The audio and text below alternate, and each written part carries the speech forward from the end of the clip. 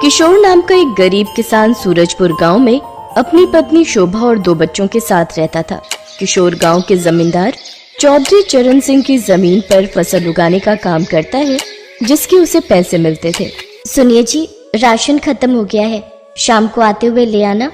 शोभा, बारिशों के कारण फसल भी सही से उग नहीं रही, खराब हो रही है।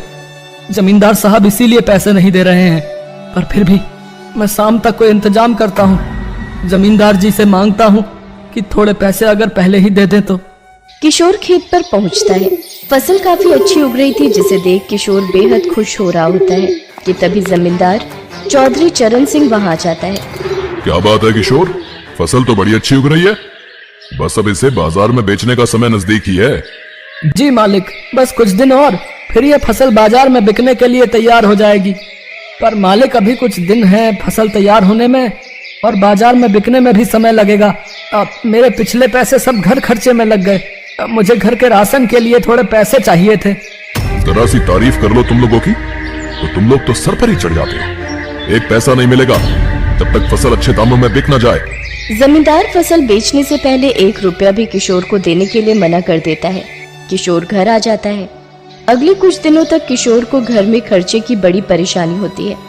किशोर तो बस इसी उम्मीद पर था कि जमींदार की फसल बिकेगी तो उसे उसके काम के पैसे दे देगा। पर मॉनसून की शुरुआत में ही मूसलाधार बारिश का कहर पूरे सूरजपुर गांव पर आ गया। लगातार 1 हफ्ते तक बारिश नहीं रुकी, जिस कारण जमींदार की सारी फसल खराब हो गई। पर जमींदार तो पैसे वाला था, इस बार नहीं तो अगली बार नई फसल उगा लेगा। पर उसने फसल खराब होने का सारा गुस्सा गरीब किसान किशोर पर निकाल दिया। कौन से पैसे हैं? कोई पैसे तुझे नहीं दूंगा। देख नहीं रहा, सारी फसल खराब हो गई है।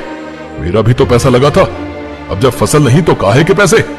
चल जाए यहाँ से, तुझे कोई पैसा नहीं मिलेगा। बताओ जरा, एक तो यहाँ नुकसान हो गया, ऊपर से अपने पैसे मांग रहा है। चल भाग यहाँ से। पर मालिक, मैंने काम तो किया था ना, मेरी तो पूरी मेहनत लगी है। मैंने फसल की देखभाल अच्छे से की थी, इसमें मेरी क्या गलती है जब बारिश का कहर फसल पर आ गया? अरे बारिश वक्त से पहले आ गई, मैं तो फसल काटने ही वाला था। मेरे साथ साथ और भी लोगों की फसल खराब हुई है। ऐसा ना करो मालिक, मेरा तो घर इसी काम से चलता है। ऐसे नहीं मानेगा, तुझे अभी अपने नौकरों से कहकर हवेली से बाहर फेंकवाता हूँ। जमींदार के आदमी किशोर को धक्के देकर हवेली से बाहर फेंक देते हैं। किशोर बहुत रोता है, उस रात वो घर भी नहीं जाता। वहीं जमींदार के खेत के पास बैठा हुआ मूसलाधार बारिश में रोता रहता है। तभी शोभा उसे ढूंढती हुई आ जाती है। सुनो जी, कब तक यहाँ बैठे रहोगे? बारिश बहुत तेज है, बीमार पड़ जाओगे। घर चलो, बच्चे भी घर पर अकेले हैं। मैं सुबह से तुम्हारा इंतजार कर रही हूँ। शोभा के कहने पर किशोर घर चला जाता है, पर उसका मन नहीं लग रहा था। आधी रात के समय वो घर से उठकर वापस खेत पर आ जाता है और खराब हुई फसल देखता रहता है। अचानक उसे 2 आदमी एक बोरी को उठाकर ले जाते हुए दिखाई पड़ते हैं। आदमी हवेली के पीछे वाले रास्ते से आ रहे थे। किशोर उन्हें रोकता है।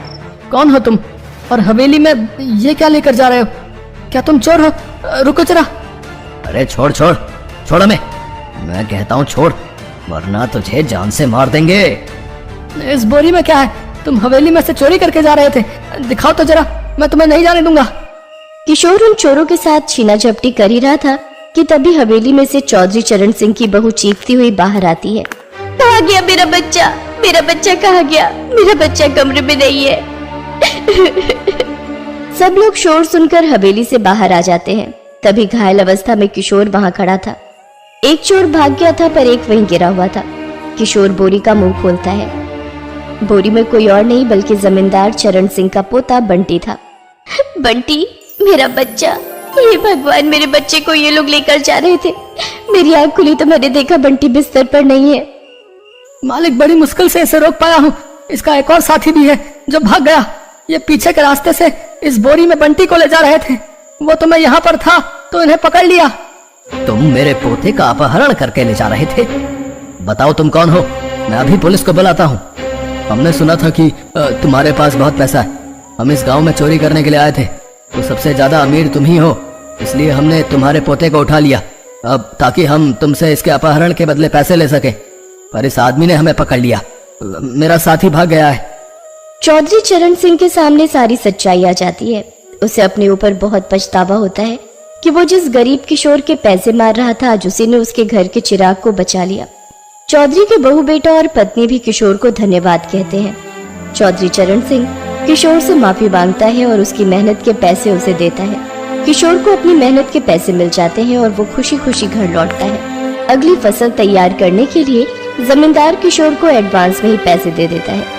उसने एक गरीब किसान की मजबूरी को समझा और उस दिन से अपने व्यवहार को बदला।